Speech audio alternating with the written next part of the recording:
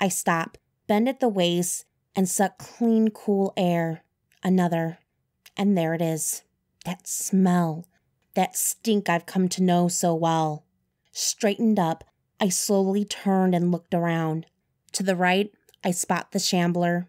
He might have been somewhere around middle age, if he'd lived. He's wearing stained pajama pants, no shirt, and no shoes. His gray hair sticks out from his head like a frizzy halo. The bones of his chest glint through the rotten, moss-colored tatters of flesh. I learned quickly I could determine how long a shambler's been a shambler by the size of its smile. The dead have those perpetual smiles created by the lack of lips. Lips are the first things to go after the virus takes hold. The hunger grows so strong, they just eat them off. I've seen it firsthand, that nightmarish, desperate hunger. I dart to the left and double back toward the Jensen's place. Despite the lack of decent food, I'm quick. But the shamblers are quick too, and this one is on me in an instant. The stink of his breath wafting up from behind. He grabs my ponytail, but his grip is no good because the pads of his fingers are gone. I slip away as his teeth click together loudly, a near miss at the side of my throat. I left a short-handled pickaxe near the Jensen's back patio, but it's so far away. But I need to get there before Mr. Pajama Pants has me for lunch. I leap over the little garden wagon, turn, and shove it back toward the shambler. He stumbles, growling loudly, but it only slows him down a step, maybe not even that. Shit, I mutter.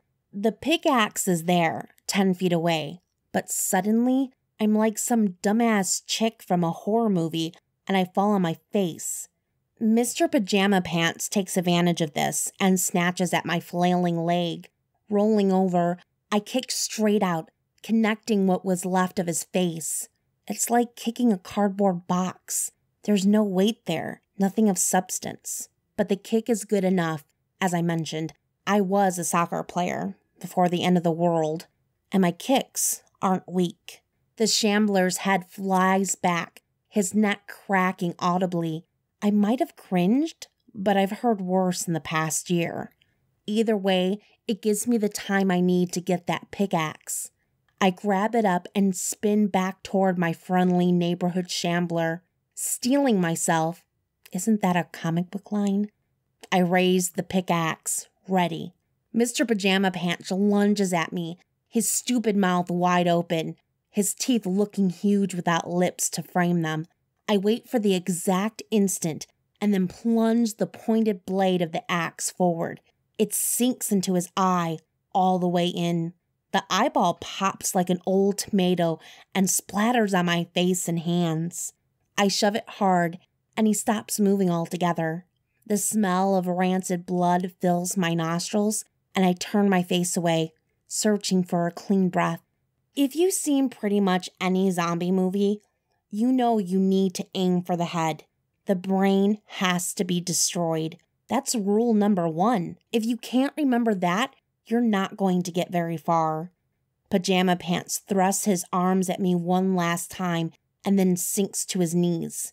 He's done, and I'm done with him. I let go of the axe and plant my foot in his chest, shoving him backwards. Then I step over him, plug my earbuds back into my ears, and start running again. Nick's usually with me, of course. The day he's not is a day I get a visit from a shambler.